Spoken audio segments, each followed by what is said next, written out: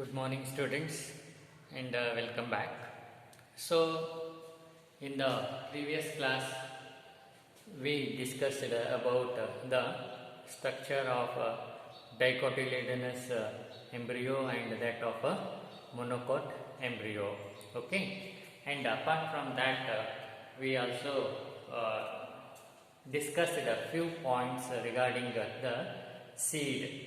Okay, so seed is nothing but the fertilized ovule, and that ovule, as we know, that ovule develops into the seed, and this seed may be of two types, albuminous or non-albuminous. In the albuminous seeds, what happens? There is a residual remains of the this endosperm is found, whereas in case of non-albuminous or ex-albuminous seeds, the endosperm is completely consumed and there is no any residual this endosperm in the seed. Okay, so that is completely consumed during the embryo development. So that is what we discussed, and further continuing from there, we will discuss or study still more points or things regarding the seed. So, in some seeds like the black pepper and this beet, remnants of nucellus. Remnants means the remains of nucellus are also persistent. That means found or continued, and this is called a perisperm. That means in a certain plant, this seeds like the black pepper and that of the wheat, what happens? The nucellus remainings are found or persistent, continued. Okay, and that nucellus, residual nucellus, is called as a perisperm. Okay, that's it. Usually, normally, what happens? That nucellus is not found. Okay, once the embryo sac is formed, nucellus will not be there. Okay, so but in some seeds like this black pepper and that of beet, some remains of nucellus are found, and that is known as a perisperm. Okay, and further, the integuments of ovule. We have already discussed that ovule is having two integuments, outer and inner integuments, that is envelopes. So they also change here, okay, into hard protective seed coat. So the integuments of ovule, they get hardened, they become hard, okay, and they get converted into the protective seed coats. Such as the outer integuments get converted into testa, and that of the inner integument get converted into the tegment. Okay, so that is what another change takes place in the ovule while developing into the seed. Okay, and the next thing is that the micropyle that we have already discussed regarding this micropyle while discussing discussing the structure of this ovule. Okay, here micropyle is a small opening that these integument or envelopes are not continuous. Okay, they encircle the ovule and they are not continuous. There is a gap or opening at the micropylar end, that is known as micropyle, and that micropyle, you see here, in the process of formation of this seed, this micropyle remains as a small pore, small opening in seed coat, and this small pore or small hole or small opening that facilitate or that help in entry of this oxygen and water into this seed during seed germination. Okay, so the micropyle in the ovule that remains as a this small pore or opening and in the seed coat, and that this small pore of this micropyle that helps in entry of oxygen and water into the seed during the seed germination. Okay, so that is another change what we see in the development of ovule into the seed. And the next point or next thing about seed is that as the seed matures, what happens? Its water content is reduced. Okay, so as the seed gets mature, its water content gets reduced. Okay, and thereby the metabolic activity of seed also lowered or reduced, so that the embryo enters into a state of inactive, and that inactive state of state of inactive is called as a dormancy. Okay, so listen, as the seed matures, what happens? Its water content gets reduced, so that what happens?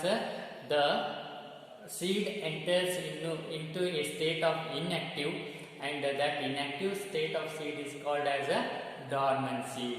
Okay, so that is another thing and another point regarding the seed.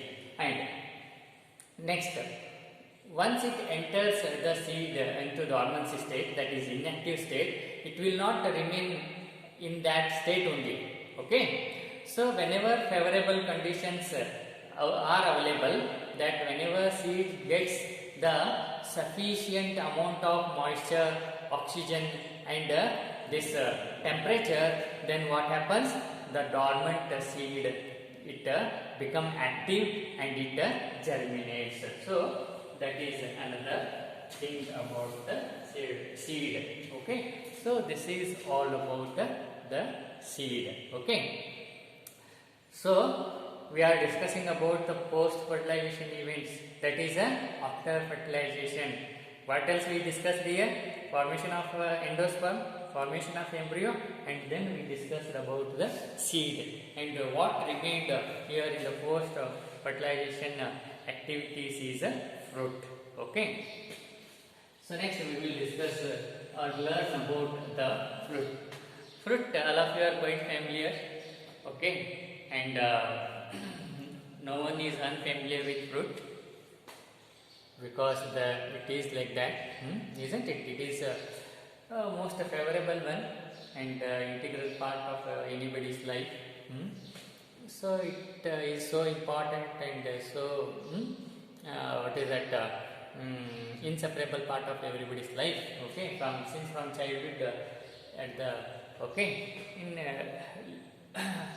late what is that?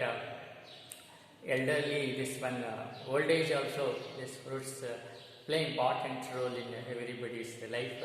So we are so familiar, but let us see some other parts of the fruits. Okay, regarding their development and all that, as a biology student. Okay, so fruit, as we know that this the ovary converts or develops into this fruit. So fruit is a ripened ovary. Okay, so this ovary, it develops into fruit, and the ovary wall develops into the fruit wall. Okay, this ovary wall, it develops into the fruit wall, and that fruit wall is called as a pericarp. And this pericarp or fruit wall contains 3 layers. Okay, it consists of 3 layers, as the outer, the epicarp, and the middle one, mesocarp, and the inner layer, endocarp. Okay, so the ovary wall, it converts into the fruit wall, which is called as the pericarp, and this pericarp consists of three layers. The outer, this epicarp, and middle, this mesocarp, and the inner one, that is a endocarp. So this is about the fruit wall. Okay, and after that, the fruit developed from the ovary is called as a true fruit. See, we have learned that normally, usually, the ovary get converted into the fruit. So, the fruit which are developed from the ovary, they are known as a true fruits. Example, mango, lemon, and all that. Okay, and the fruit that develops from the thalamus is called as a false fruit or a pseudocarp. Okay, so normally the fruits developed from the ovary, and that is called as true fruits. And in some cases, even the fruits are developed from the thalamus, and they are called as the false fruit or a pseudocarp. Remember this. This question will be asked. Okay, in the exam. And example for this pseudocarp is that cashew, apple, strawberry, okay, and all that. And in a few species, okay, what happens? The ovary develops into the fruit without the fertilization. Okay, so remember this. Normally, fruit is developed after fertilization, isn't it? But in some few plant species, what happens? The ovary develops into the fruit without fertilization, without this union or fusion of male and female gamete, and such fruit is called as the parthenocarpic fruit, okay, or even seedless fruit, okay. So in some plant species, what happens? The ovary develops into the fruit without the fertilization, and such fruits are called as a parthenocarpic fruit or a seedless fruit. The very good example is a banana. Okay, so this is about the fruit. Fine. And after so that completes about the post fertilization events, that is a formation of endosperm, embryo, seed, and finally fruit. All these events together called as fertilization events. And after this we discuss about the apomixis and polyembryony. Okay. So,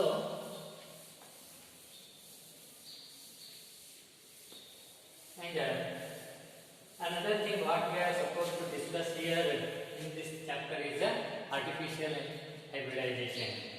Okay, that is in between the lesson. So, I have not dealt that one in between the fertilization process, because I wanted to complete that fertilization process in a sequence, so that I don't want to divert your attention in between. So I completed that one, fertilization whole events. And next, after studying this apomixis and polyembryony, we will discuss about the artificial hybridization. Okay, so the next thing is apomixis.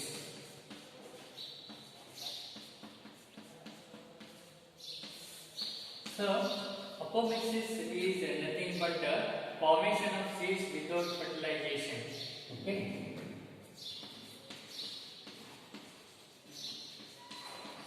Formation of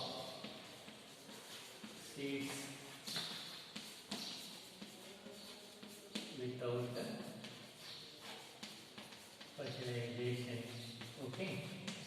So that is known as apomixis, and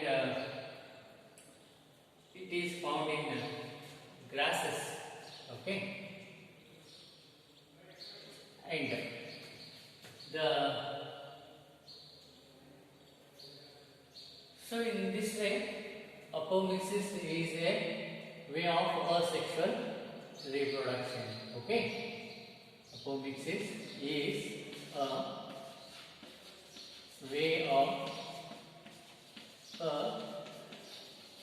sexual reproduction.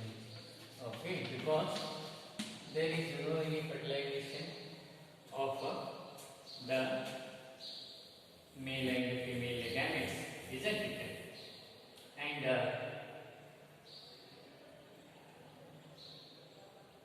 in some species, and there are many ways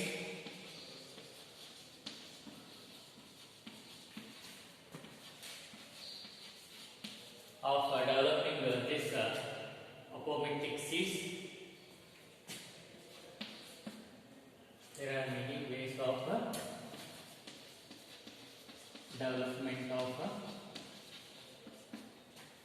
apomictic seeds.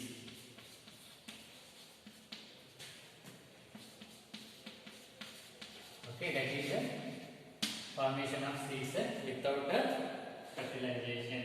Okay, and in some species,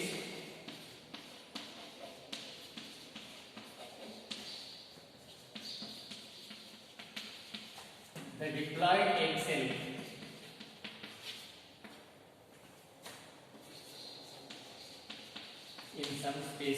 the diploid egg cell is formed without reduction division. Is formed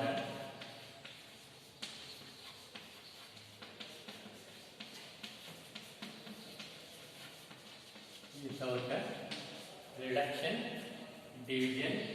Okay.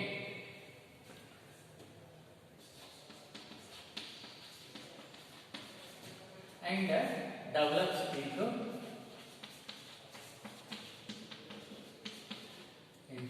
embryo. Okay. In some species, the diploid egg cell is formed without reduction division, and it develops into the embryo without fertilization. Into embryo.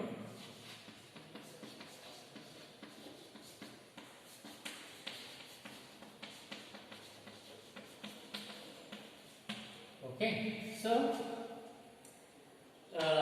this is about the apomixis, that is the formation of seeds without fertilization is known as apomixis. Usually what happens, as we have already seen or studied, after fertilization what happens, all these formation of embryo, this endosperm, seed and fruit takes place. But in some species what happens, the formation of seeds takes place without fertilization. So that is a way of sexual reproduction. So in that sense, apomixis becomes a